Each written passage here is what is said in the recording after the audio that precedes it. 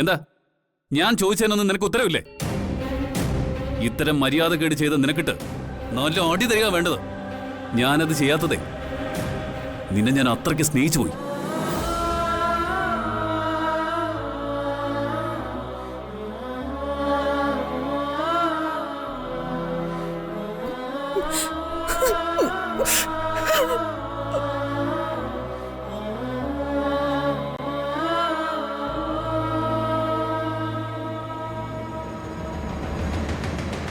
Maithili, sorry. മീനാക്ഷിക്ക് വേണ്ടി ഞാൻ നിന്നോട് മാപ്പ് ചോദിക്കുന്നു. It's okay Karthik, let it go.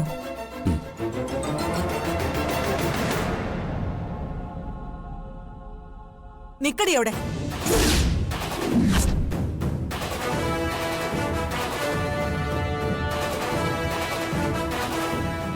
അവൻ നിന്നെ സപ്പോർട്ട് ചെയ്തെന്ന് വെച്ച് ഇവിടെ മറ്റാരുടെ സപ്പോർട്ട് നിനക്കില്ല. എന്റെ കുഞ്ഞിനെ നീ കരയിപ്പിച്ചു. ഇത് ക്ഷമിക്കാൻ രാജലക്ഷ്മി തയ്യാറല്ല. ഇന്ന് മുതൽ നീ കരഞ്ഞു തുടങ്ങും. നിന്നെ ഞങ്ങൾ പൊട്ടി കരയിപ്പിക്കും. കടന്നുപോടി കൺമുന്നീന്ന ശവം. പോടി.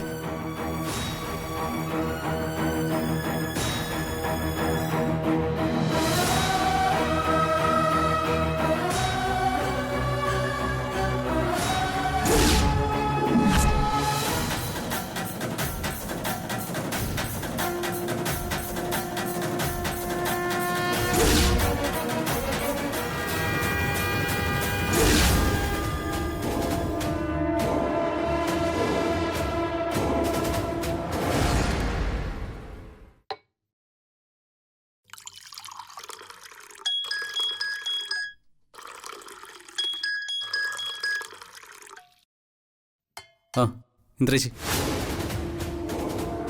നീ എവിടെയാ വൈശാഖേ? ഞാൻ ടൗണിലേക്കൊന്ന് പോവാ ഇന്ദ്രേശി. മറ്റൊരു കാര്യത്തിൽ ഞാനല്പം ടെൻഷനിലാണല്ലോ വൈശാഖേ. ടെൻഷനോ? ടെൻഷന്റെ കാര്യം എന്താണെന്ന് പറയും ഇന്ദ്രേശി. മറ്റൊന്നും അല്ലടാ, ജയറാമിന്റെ കേസിൽ തൽക്കാലം ഞാൻ രക്ഷപ്പെട്ടെങ്കിലും അവർ അപ്പീലിന് പോവാ. ഉറപ്പായും ഞാൻ വീണ്ടും അകത്താവും. എല്ലാത്തിനും ഒരു പരിഹാരം ഉണ്ടല്ലോ. അല്ല, ഇതിനെന്താ ഒരു പരിഹാരം? ആ കൊട്ടേഷൻ ഏറ്റെടുത്തവരിൽ രണ്ടാമനൊരുത്തനുണ്ട്, ഒരു മടത്തറ ബിജു. അവനെ കൂടി ഇല്ലാതാക്കിയ ഈ പ്രശ്നം പരിഹരിക്കപ്പെടും. നീ ഇക്കാര്യം എനിക്കൊന്ന് ചെയ്തു തരണം. അക്കാര്യം ഞാൻ ഏറ്റു. ഇന്ദ്രേച്ചി അവന്റെ ഡീറ്റെയിൽസ് ഒന്ന് വാട്സാപ്പ് ചെയ്തേക്ക്. ആ ശരി, ഒരു മിനിറ്റ്.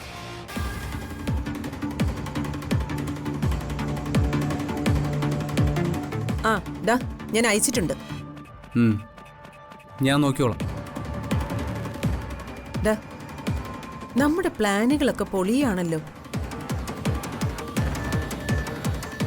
ആ അതുപോലെ മറ്റൊരു കാര്യം കൂടിയുണ്ട്. മീനാക്ഷിക്കെതിരായി ഒരു കാര്യവും നിങ്ങൾ ചെയ്യരുത്. അവൾ എൻ്റെ മകളാ. അവളെ എനിക്ക് വേണം. ഇല്ലേച്ചി. ശരി.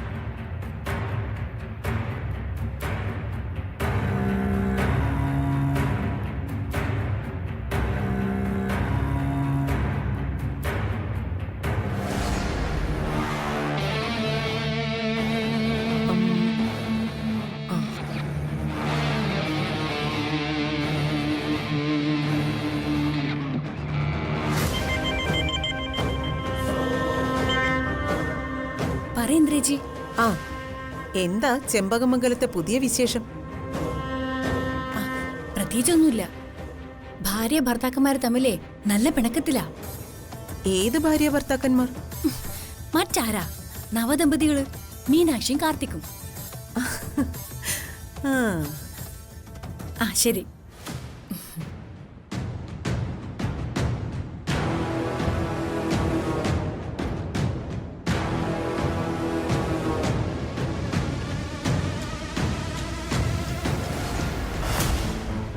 എന്തു മോശമായിട്ടാ കാർത്തി മോളോട് പെരുമാറിയത്, അതും മൈഥിലിയുടെ മുന്നിൽ വെച്ച്.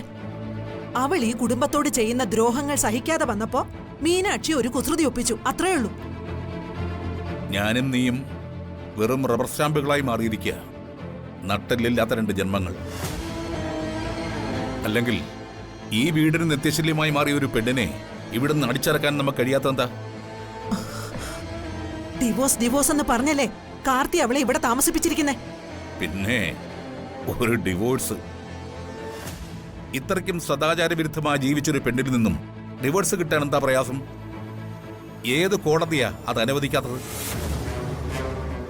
അവൻ അവളോടൊപ്പം സിമ്പതി കൂടി പോയി. ഞാൻ രണ്ടും കൽപ്പിച്ചൊരു തീരുമാനം എടുക്കാത്തത് മീനാക്ഷിയെ കരുതിയിട്ട കൈമളേട്ട. ഞാൻ അവളെ ഇവിടുന്ന് ഇറക്കി വിട്ട കാർത്തി പഴയതുപോലെ ഇടറിയാലോ.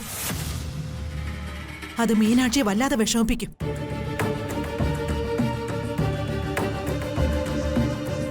ഏത് ശാപം പിടിച്ച സമയത്താണോ ആ നാശം പിടിച്ചോൾ ഈ വീട്ടിനകത്തേക്ക് കയറി വന്നത്? കാര്യങ്ങളൊക്കെ നന്ദിനിയടുത്ത് പറഞ്ഞ് ഞാൻ അറിഞ്ഞു. എന്തും വരട്ടെ, ഞാൻ ആ നാശം പിടിച്ചവളെ ഈ വീട്ടിൽ നിന്ന് വലിച്ച് പുറത്തേക്ക് എറിയട്ടെ. അത് നമുക്ക് പറ്റിയ പണിയല്ലല്ലോ മോനെ. മര്യാദയുള്ളവർക്ക് ജീവിക്കാൻ പറ്റാത്ത നാടായിപ്പോയി. എന്തു ചെയ്യാം? മാത്രമല്ല അവൾ എന്തിനും മടിക്കാതെ രണ്ടും കൽപ്പിച്ച് നടക്കുന്ന പെണ്ണ. നീ പുറത്തിറക്കാൻ ചെന്നാലേ അവള് കൊണ്ടുപോയി കേസ് കൊടുത്ത് നിന്നെ നാറ്റിക്കും. പെണ്ണ് പറയുന്നതേ പോലീസും കോടതിയും കേൾക്കും. അതും ശരിയാണ്. ശോ, ഇതൊരു പുലിവാലായി അല്ലേ അച്ഛാ? പുലിവാലല്ല, അതുക്കും മേലെ കടുവാവാല്. എന്റെ കുഞ്ഞ് അവിടെ ഇരുന്ന കരയ, അപ്പോഴാ നിങ്ങളുടെ ഒരു ചിരി. ഓ, അമ്മ സ്കലിപ്പായി. അല്ലമ്മേ, ഞാൻ വേറെ കാര്യം ചോദിച്ചോട്ടെ. മീനാക്ഷി മൈഥിലിക്ക് പായസത്തിൽ എന്തോ മരുന്ന് കലക്കി കൊടുത്തു എന്നാണല്ലോ പറയുന്നത്. പക്ഷെ അതിന് തെളിവ് വേണ്ടേ? തെളിവുണ്ടായിരുന്നല്ലോ. നന്ദിനി മീനാക്ഷിയും തമ്മിൽ അക്കാര്യം സംസാരിക്കുന്നതിന്റെ ഒരു വീഡിയോ. ദേ, ഇതുവരെ കറക്റ്റ്. നന്ദിനി അടുത്ത് പറഞ്ഞു. പക്ഷേ ആ വീഡിയോ ആരെടുത്തു എന്ന കാര്യം മാത്രമേ അടുത്ത് പറഞ്ഞിട്ടില്ല. എന്റെ ഭാര്യ മാലതിക്ക് ഇതിലൊട്ടും കുറവില്ലാത്തൊരു പങ്കില്ലേ എന്നൊരു സംശയമുണ്ട് എനിക്ക്. ഉണ്ടാകൂടാ, ഉണ്ടാകും. മാലതിയും മൈഥിലിയും കൂടി വലിയ കൂട്ടാ, യാതൊരു സംശയവും വേണ്ട. നിന്റെ കുടുംബം വെറുതെ കലുകുമെന്ന് കരുതിയ ആ പാവ നന്ദിനി ഇതൊന്നും പറയാത്തത്. ഞാനും എന്റെ ഭാര്യയും എന്റെ 2 കുട്ടികളും എന്ന കുടുംബമാണ് ഉദ്ദേശിക്കുന്നത്, എല്ലാവരും. പക്ഷെ അതിലുപരി ഞാൻ ചെമ്പകമംഗലം കുടുംബത്തിലെ ഒരു അംഗമല്ലേ. എന്റെ ഈ കുടുംബം ഇവര് കലക്കിക്കൊണ്ടിരിക്കുകയല്ലേ. ആ, മാലതിയെ ഒന്ന് നിലയ്ക്ക് നിർത്തേണ്ടത് അത്യാവശ്യമാണ്. പക്ഷേ അതിന്റെ പേരിൽ നിന്റെ സ്വസ്ഥത നശിക്കാനും പാടില്ല. മോനെ, വെട്ടൊന്നേ മുറിരണ്ടേ എന്ന നിന്റെ സാധാരണ സമീപനം വേണ്ട.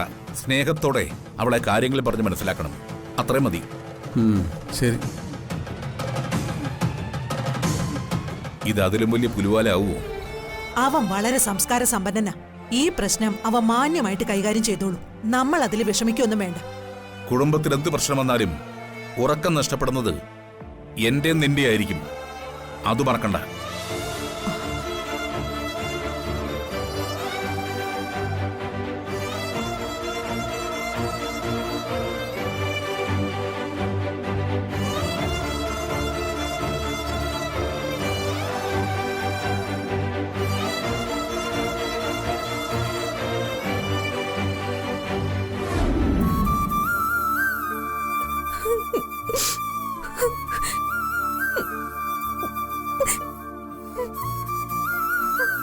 കരയാതെ മോളെ, ഭാര്യ ഭർത്താക്കന്മാരാവുമ്പോ ഇങ്ങനെയൊക്കെ ഉണ്ടാവും. അവളുടെ മുമ്പിൽ വെച്ച് കാർത്തി മോളോട് അങ്ങനെ പെരുമാറിയതുണ്ടാവും മോൾക്ക് സങ്കടം. എന്തായാലും അത് വിട്ടുകള. അത് കാർത്തിയല്ലേ. ഞങ്ങള് കാർത്തിയെ കുറ്റം പറഞ്ഞാലും കുറച്ചു കഴിയുമ്പോ നിങ്ങള് രണ്ടാളും ഒന്നാവും. ഞാൻ എന്ത് തെറ്റാ ചെയ്ത നിങ്ങൾ പറയും. അവക്കൊരു പണി കൊടുക്കണമെന്ന് മാത്രമേ ഞാൻ ആഗ്രഹിച്ചുള്ളൂ.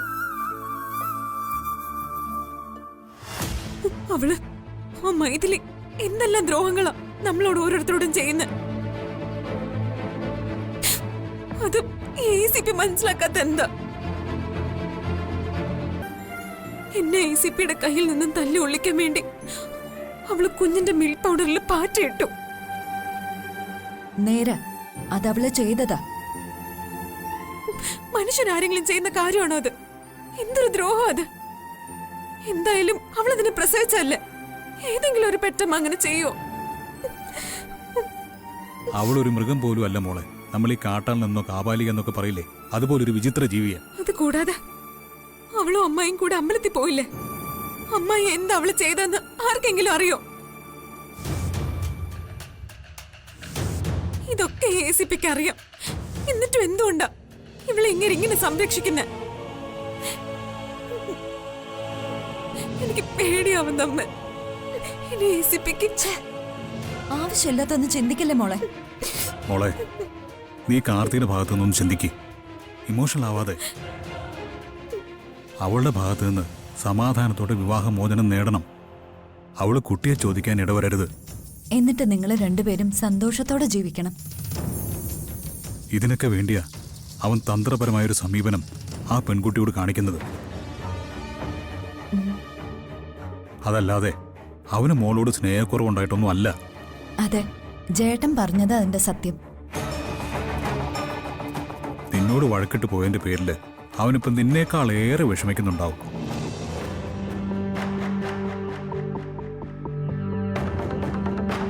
അവൻ വലിയ പോലീസ് ഓഫീസറാണെന്നേ ഉള്ളൂ. ആളൊരു പഞ്ചപാവ മോളെ. അവൻ നിന്നോട് പിണങ്ങുമ്പോ നീ ഇരട്ടി സ്നേഹിക്കണം. അതാ വേണ്ടത്. അതിന് ഞാനൊരു വഴി പറഞ്ഞുതരാം. ദേവിങ് വന്നു. എന്ത് ചേട്ടാ?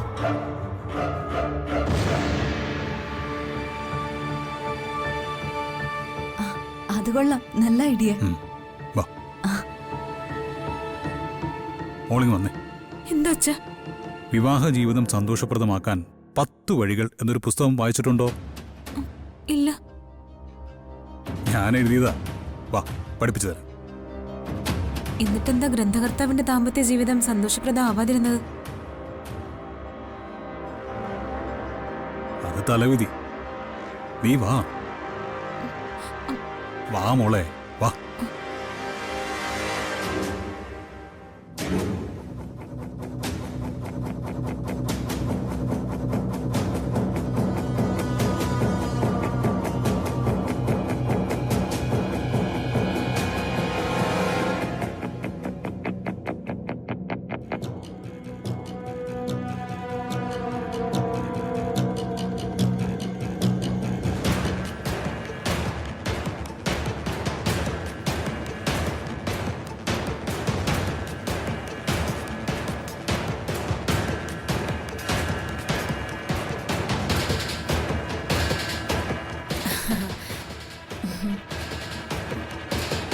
അല്ല, ജഗദീഷേട്ട എപ്പോ വന്നു? ഞാൻ വന്നിട്ട് കുറെ കൊല്ലം കഴിഞ്ഞു. എന്താടി, എന്റെ വയസ്സ് എത്രയെന്ന് നിനക്ക് അറിഞ്ഞൂടെ? അല്ല, ഇവിടെ വന്ന കാര്യം ഞാൻ ചോദിച്ചേ. ഇവിടേക്കാ ഞാൻ വന്നത്. ആ കാര്യം തന്നെയാ ഞാൻ പറഞ്ഞത്. ജഗദീഷേട്ടൻ എന്തോ ദേഷ്യത്തിലാണല്ലോ നിപ്പ്. അതെ, അതെന്താണെന്ന് വെച്ചാലേ, എന്റെ ജീവിതത്തിലെ സന്തോഷകരമായ നാളുകൾ കഴിഞ്ഞുപോയി. അതായി ദേഷ്യം. നീ വഴിയെ പോയ വയ്യാവേലി എന്ന വാക്ക് കേട്ടിട്ടുണ്ടോ? ആ, കേട്ടിട്ടുണ്ട്.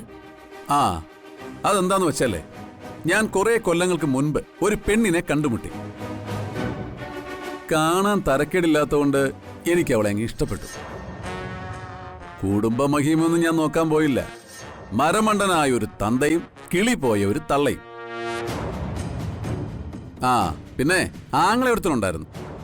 അവൻ എനിക്കൊരു തുണയാവുമെന്ന് ഞാൻ കരുതി. അവൻ പക്ഷേ മുടിഞ്ഞ പാരയെ. എന്തായാലും ഞാൻ ആ പെണ്ണിനെ അങ്ങ് കിട്ടുകയും അവളെ ഞാൻ എൻ്റെ ജീവനെ പോലെ സ്നേഹിക്കുകയും ചെയ്തു. ആ സ്നേഹം കൊണ്ട് 2 കുട്ടികളും ഉണ്ടായി. അവളുടെ പേരാണ് വഴിയെ പോയ വയ്യാവേലി. എന്താ, ആളെ മനസ്സിലായോ? അല്ലെങ്കിലും എനിക്കറിയാം, കുറെ നാളായിട്ട് ജഗദീഷേട്ടന് എന്നെ ഇഷ്ടമല്ല.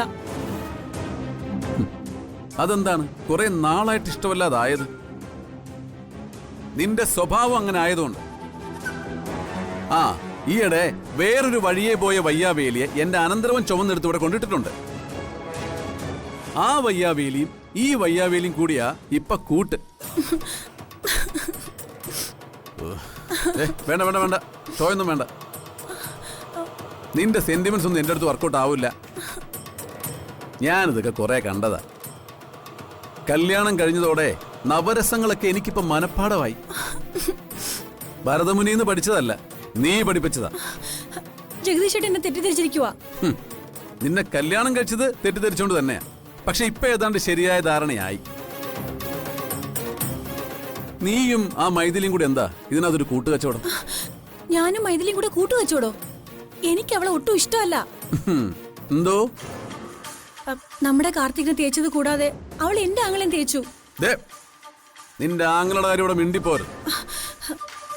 അവനെ എന്തൊക്കെ കിട്ടിയാ ഞാൻ 365 ദിവസം ഇടിക്കും. ജഗദീഷ് ചേട്ടാ, അത് പോട്ടെ, നമുക്ക് വിഷയത്തിലേക്ക് വരാം. എന്താണ് ചെമ്പകമംഗലത്തിന് നേരെ നിന്റെയും ആ മൈഥിലിയുടെയും ടാർഗറ്റ്? ടാർഗറ്റോ?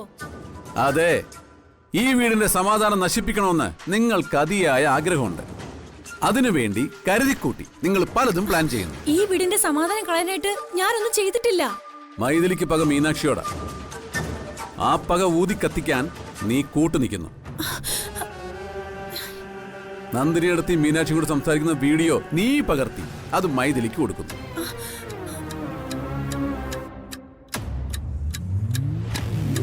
എന്താ, ശരിയല്ലേ? അയ്യോ, ആര് പറഞ്ഞു? ആരും പറഞ്ഞതല്ല, ഞാൻ ഗണിച്ചെടുത്തതാ. നീ ചെയ്ത കാര്യം നിനക്കറിയാം. നിന്റെ മനസ്സിലുള്ളത് എന്താണെന്ന് അതെനിക്കും അറിയാം. അയ്യോ, അത് മനസാവാച കർമ്മണ. കള്ളത്തരം പറയാം. ഞാൻ തെളിയിക്കും. നിന്റെ മൊബൈൽ ഞാനൊന്ന് പരിശോധിച്ചാ മതി. എന്താടി, പരിശോധിക്കണം? ഇത്രയും നാള് സോഷ്യൽ സ്റ്റാറ്റസിന് വേണ്ടി ഞാൻ നിന്നെ സഹിച്ചു. ഇനി ഞാൻ നിന്നെ സഹിക്കില്ല. ഒരിക്കൽ കൂടി, ഒരേ ഒരു പ്രാവശ്യം കൂടി ഞാൻ നിനക്ക് മുന്നറിയിപ്പ് തരിക. ഇനിയും നീ തുടർന്ന കാർത്തിയുടെ ഡിവോഴ്സിന് മുമ്പ് നമ്മുടെ ഡിവോഴ്സ് നടക്കും. പറഞ്ഞേക്കാം. ജഗദീഷ് ചേട്ടാ,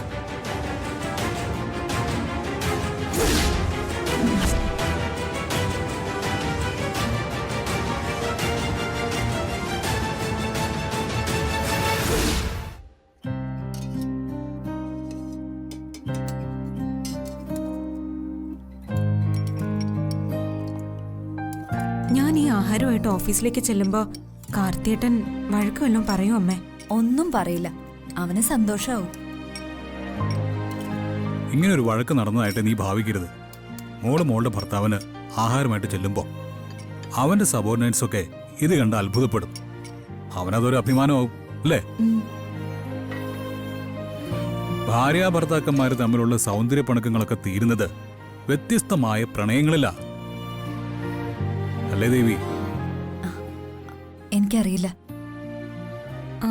അച്ഛനും അമ്മയും പിണങ്ങുന്നതിന് മുൻപ് ഇത്തരം പ്രണയത്തരികടകളൊക്കെ ഉണ്ടായിരുന്നോ? മോളെ, നീ പോവാൻ നോക്ക്. നേരെ ഉച്ചയായി. കാർത്തി വേറെ ആഹാരം കഴിക്കുന്നതിന് മുൻപ് നീ അങ്ങ് ചെല്ലണം. അങ്ങനെ അങ്ങ് പോവാൻ വരട്ടെ. അന്തരീക്ഷം ക്ലീൻ ആക്കിയിട്ട് പോയാ മതി.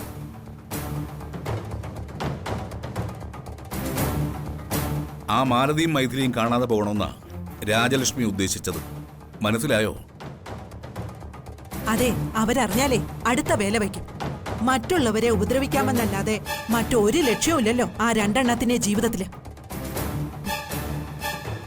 മോളെ, അതിങ്ങെടുത്തേ. എല്ലാം എടുത്തില്ലേ അമ്മേ?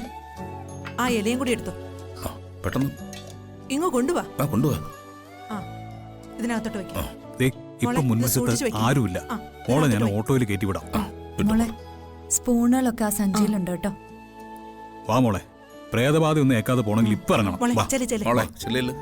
വേഗം വാ. സ്വന്തം വീട്ടിൽ പേടിയോടെ ജീവിക്കേണ്ട ഗുരുതരമായ അവസ്ഥയായല്ലോ എന്റെ ദൈവമേ.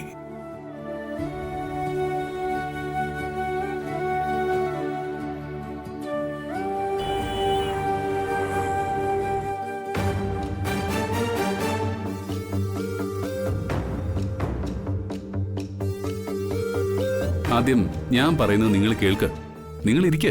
അല്ല, സാറിന്റെ മുന്നില് അതിനെന്താ, നിങ്ങൾ ഇരിക്ക്. ഭാര്യ ഭർത്താക്കന്മാരായ നിങ്ങൾ തമ്മിലുള്ള വഴക്ക് പറഞ്ഞു തീർക്കാന് കമ്മീഷണർ നിങ്ങളെ എന്റെ മുന്നിലേക്ക് അയച്ചിരിക്കുന്നത്. Please cooperate with me. Have seat.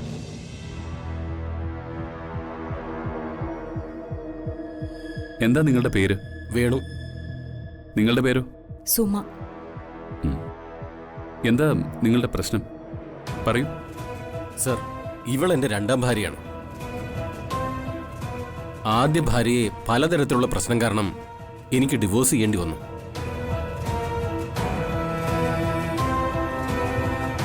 അതിനുശേഷം 1-2 വർഷത്തിന് ശേഷമാ ഞാൻ സുമയെ കല്യാണം കഴിക്കുന്നത്. പ്രശ്നം എന്താണെന്ന് പറയൂ. പ്രശ്നം ഇവൾക്കാ. ഞാനെന്റെ ആദ്യ ഭാര്യയുമായി ഇപ്പോഴും ബന്ധമുണ്ടെന്നാ ഇവൾക്ക് സംശയം. ഇതെന്റെ പ്രശ്നമായിട്ട് ലേശം ബന്ധമുണ്ടല്ലോ.